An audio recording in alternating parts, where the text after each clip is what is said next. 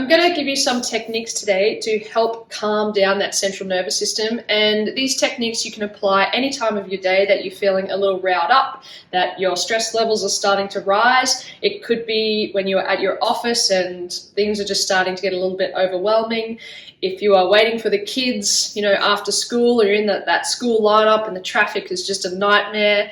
If you are at home and the kids are screaming in the background, whatever it may be that starts getting your bubbles to boil, that water level boiling in your body, these techniques can help you really drop back into that parasympathetic mode. What I do find is there's a lot of information out there about how to, reset and calm that central nervous system, but to me, they're not attainable enough, meaning that I can't sometimes drop on the staff room floor and start doing a meditation.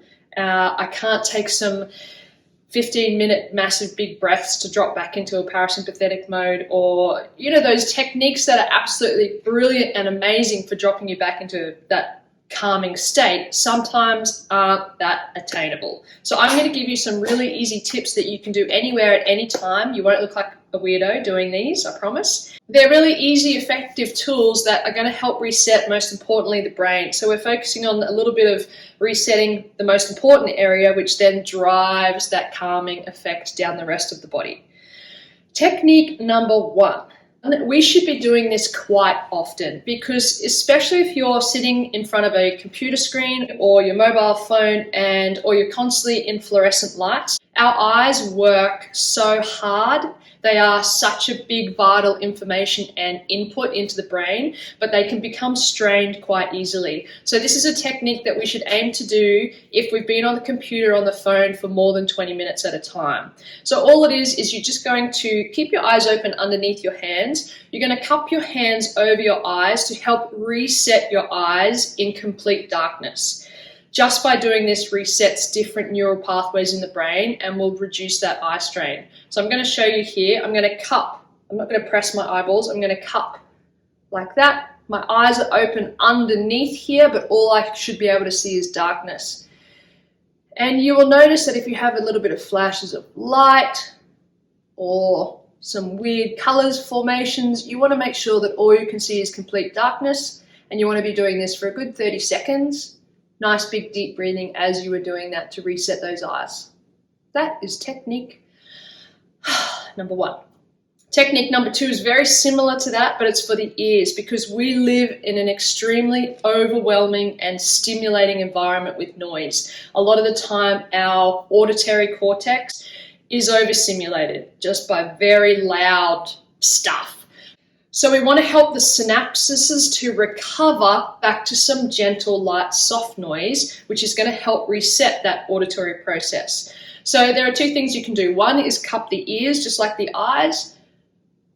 Take out lots of sound, close the eyes. A couple of big deep breaths there. That should help reset. The other one is just get fingers, rub the fingers as close as you can to the ears, and just concentrate on that really light, soft sound that you hear by your fingertips rubbing your ears, next to your ears, and that should help reset that hearing as well. So number 3, we're going to reset the vagus nerve. Now this is a critical nerve. So it runs from the brain, down the neck, down the chest, and into the abdomen, connecting the brainstem to the body. So activating this nerve is like a soothing hug for your body.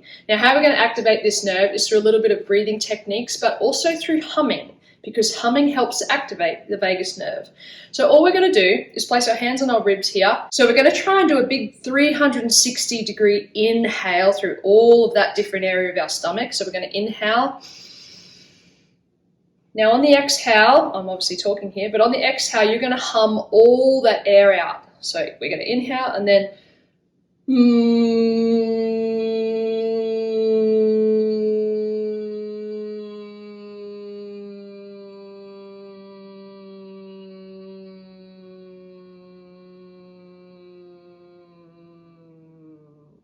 then take a big breath in again and go again, hum it all out.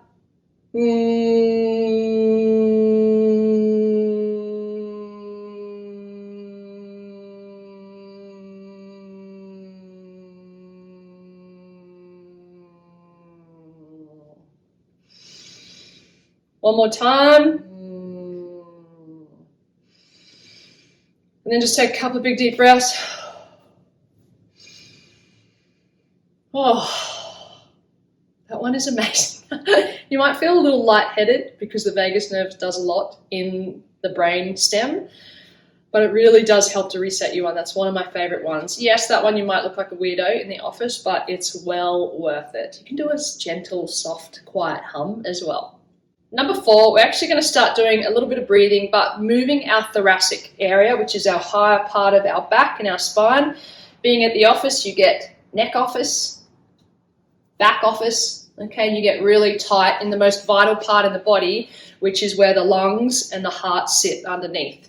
So if we're restricted in this area, then we're going to have lots of tension and tightness through not only structurally, but internally through our breath and that elevation of cortisol and adrenaline as well, because we're not able to expand and breathe properly through this area. So what you're going to do is I want you to tuck your chin to the point where your fist is, okay, like that. Keep it there. Then I want you to push out the chest as you take a big breath in, and then depress it back as you breathe out, and then in again and out. Imagine someone's pulling you with a rope here, in, and pushing you back out.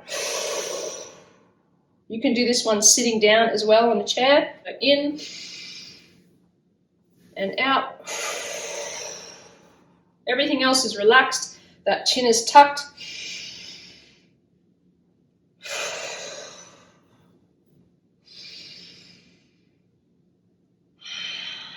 You can do this one with your humming as well if you like. And it's just going to create some movement and motion through that really important area of that thoracic spine. Now the next one is an interesting one, but what this does is it drives sensory information to your brain. Now, the way your brain is designed is it's sensory before motor. So motor is movement, sensory is actually touch and feel and sensation.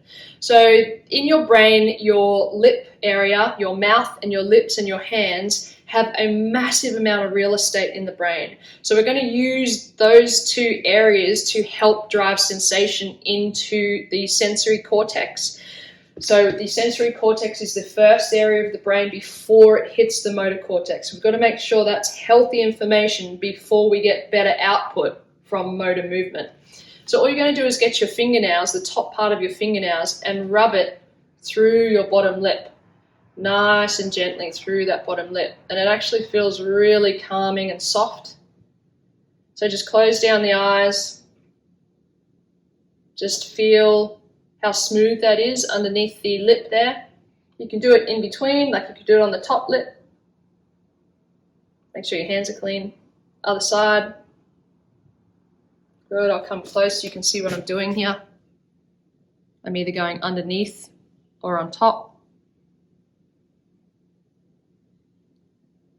And as you do it, take a couple of big deep breaths. You'll be really surprised how much that one resets that calming motion in your body. And our last one, as I said, we just did our sensory information, so now we'll move to our motor information. So if you're sitting in your desk, I want you to get up out of your desk, and all you're going to do is just wiggle out as much movement as you can. Nice and gently though, you're just standing on basically the feet, nice and sturdy, and you're just going to wiggle. You're going to bounce kind of up and down on the balls of the feet so that the heels are coming up and down off the floor, and you're just going to wiggle your hands. Nice soft knees. Wiggle everything out through that body just to get some vibration, to get some movement, and to get some drive up into your motor cortex.